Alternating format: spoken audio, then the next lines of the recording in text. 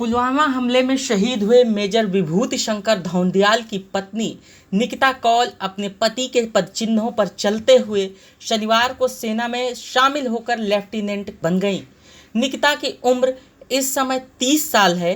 निकिता उस समय खूब चर्चा में आई जब उन्होंने अपने पति शहीद मेजर विभूति को जय हिंद और आई लव यू बोलकर अंतिम विदाई दी। और शनिवार 29 मई को ऑफिसर्स ट्रेनिंग एकेडमी OTA की पासिंग आउट परेड के मौके पर निकिता ने भी वही यूनिफॉर्म पहना जो कभी उनके शहीद पति मेजर विभूति शंकर धौंडियाल की शान हुआ करती थी। निकिता ने पति के शहादत के बाद पहले शॉर्ट सर्विस कमीशन SSC की परीक्षा पास की, उसके बाद service selection board SSB clear किया। आज निकिता के कंधों पर लगे 2 सितारों वाली उनकी फोटो सोशल मीडिया पर जमकर वायरल हो रही है। कमिश्निंग सेरेमनी में नॉर्दर्न आर्मी कमांडर और करगिल वार के हीरो लेफ्टिनेंट जनरल वाईकी जोशी ने खुद निकिता के कंधों पर सितारे सजाए जो उनकी खूबसूरती में और 4 चांद लगा देती है। इस दौरान वाईके जोशी ने कहा कि आज उन्हें उन पर गर्व हो रहा है।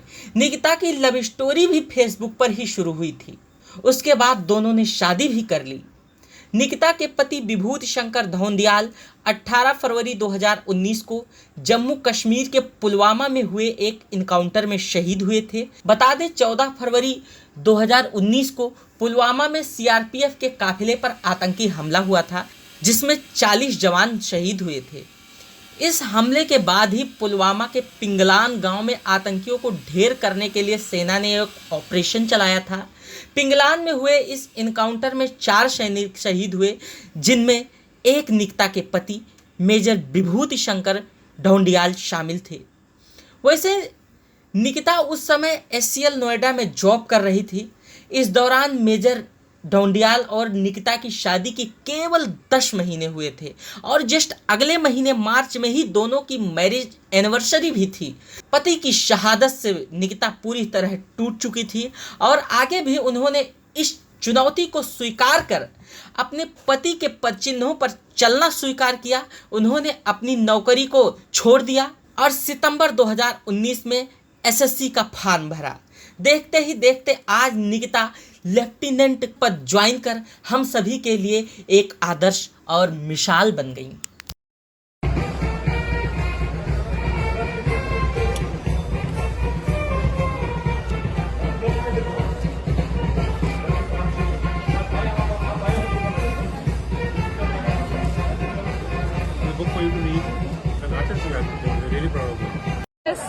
And I believe my journey has just started.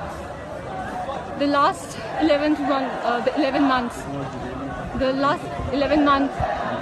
has made me learn so many things in my life.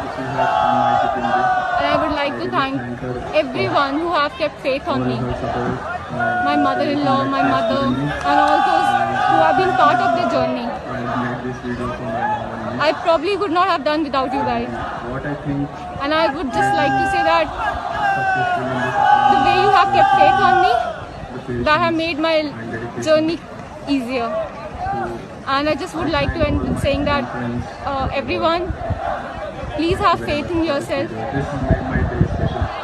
There's absolutely nothing that can stop you from achieving what you have aimed for. Just have faith. Jai Hind, be safe. How much you remember your husband at this moment? I believe it's like a parallel world. It's a parallel world.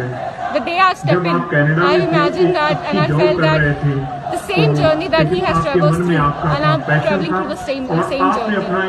So I believe he's always and always going to be part of my life. And even today, he's somewhere around, looking at me, and I can feel that he's just holding me and saying, you just did it. Right. I just love you, Vibhu. I really love you. What is the message for the women around? Like, I would like to say you need to keep faith on yourself. At times life may seem very difficult. As time you find that things are not working out, or probably it's too difficult. You may feel that you are going to lose it. right. Even if at that point you lose it, understand it's not the end of the life. You need to try again, get up. Someday for sure you're gonna win it. Just keep faith in yourself. Right. So that's what I can say. All the best to you. All the very best to you. Thank you.